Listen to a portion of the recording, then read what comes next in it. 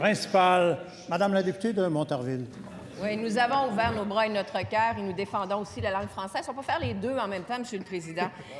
Force est de constater cependant que les difficultés d'intégration socio-économique que connaissent les immigrants se sont accentuées au fur et à mesure qu'on a augmenté le nombre de personnes qu'on accueille au Québec. Ici, la tendance se maintient. Si on continue à augmenter le nombre de nouveaux arrivants, les problèmes d'intégration vont continuer à s'accentuer. Il faut écouter les experts. Plusieurs ont mis en garde le gouvernement sur les risques d'une éventuelle hausse des niveaux d'immigration.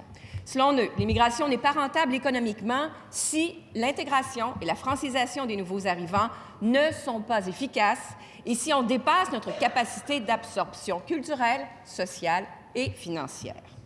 Maintenant, on apprend que malgré ces avertissements, le premier ministre a déjà tranché et il veut recevoir 60 000 immigrants par année, c'est 10 000 de plus qu'actuellement.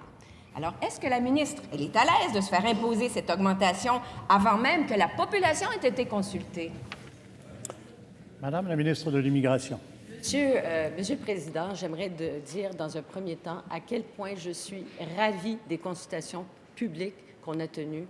Le consensus, un consensus très fort sur toutes les orientations qu'on a prises. Et je vais réitérer les points les plus importants, comme a mentionné le Premier ministre. C'est d'avoir un système de sélection performant, flexible et rapide qui nous permet de sélectionner les personnes dont on a besoin pour combler les besoins du marché du travail. Mais aussi le grand consensus d'avoir des cours de francisation adaptés aux besoins. Pourquoi? Parce que les gens intègrent plus rapidement le marché du travail, ils ont besoin de cours adaptés. Mais aussi un consensus sur la promotion du français, car tous étaient d'accord que l'immigration contribue à la vitalité et la pérennité du fait français. Et c'est exactement ce qu'on met dans la politique. Et aujourd'hui, on a les deux grands quotidiens, Le Devoir et La Presse, qui sont tout à fait d'accord avec cette orientation et qui nous applaudissent. On est sur la bonne voie, il y a un consensus et donc je suis très ravie aujourd'hui de constater ce consensus.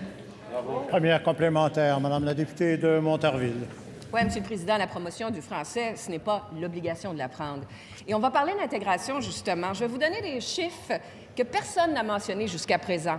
Entre 2003 et 2012, pendant l'ère libérale, le Québec a admis 473 000 immigrants. Croyez-vous qu'ils se sont tous bien intégrés? Ben non, Monsieur le Président. Le quart, soit 115 000 immigrants, ont quitté le Québec pour retourner dans leur pays d'origine ou aller ailleurs au Canada. Taux de chômage alarmant, francisation absente et non obligatoire. Comment la ministre peut-elle croire faire mieux si on accepte davantage d'immigrants? Madame la ministre de l'Immigration.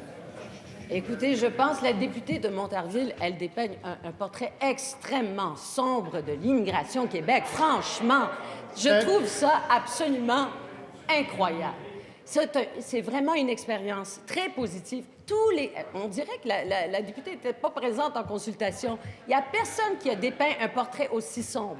Mais ce que je vous dirais, ils sont très d'accord avec le fait qu'on adopte une nouvelle politique, une nouvelle orientation, une orientation moderne. Pourquoi? Parce que les gens, tous les pays de l'Ouest, des pays développés, s'arrachent les talents stratégiques du monde entier. Il faut un système plus performant. C'est pour ça que les gens sont d'accord avec nos orientations. Mais j'aimerais corriger le tir. 90 des travailleurs, des requérants principaux, parlent français maintenant. Deuxième complémentaire, Madame la députée de Montarville. On va en parler des consultations, Monsieur le Président. Lors de ces consultations, le grand économiste Pierre Fortin est venu nous dire, en parlant des risques d'une augmentation du nombre d'immigrants, et je le cite, « Nul doute qu'elle exposerait le Québec au danger d'une déferlante excédant la capacité d'absorption raisonnable de sa population et destructive en termes de cohésion sociale. » Madame la ministre, allez-vous écouter les avertissements des experts? Ou bien c'est décidé, hein, ce sera 60 000, peu importe les conséquences pour le Québec. Les chiffres sont têtus. On s'adresse à la présidence. Je vous le rappelle, Madame la ministre de l'Immigration. Juste une des belles phrases que j'ai lues ces derniers jours, juste une, parce qu'il y en a eu tellement de belles phrases sur l'immigration au Québec. C'est Brian Miles ce matin qui dit « L'immigration façonnera une grande partie de l'avenir du Québec comme elle a forgé son passé. » C'est une belle expérience qu'on a avec l'immigration. Je ne comprends pas du tout l'attitude de la députée parce que, d'ailleurs, ce n'était pas du tout son approche en commission parlementaire. Ce n'est pas parce qu'on est ici à la période de questions qu'il faut soudainement dépeindre un portrait si sombre de l'immigration. Au contraire, Notre avenir passe par l'immigration, une bonne sélection et de pouvoir faire en sorte que tout le monde travaille à l'intégration au marché du travail. Tout le monde. Ça commence par la sélection et l'ouverture des entreprises, l'ouverture de la société à ces talents stratégiques qu'on va chercher partout dans le monde. Merci, M. le Président. Ça va. Merci.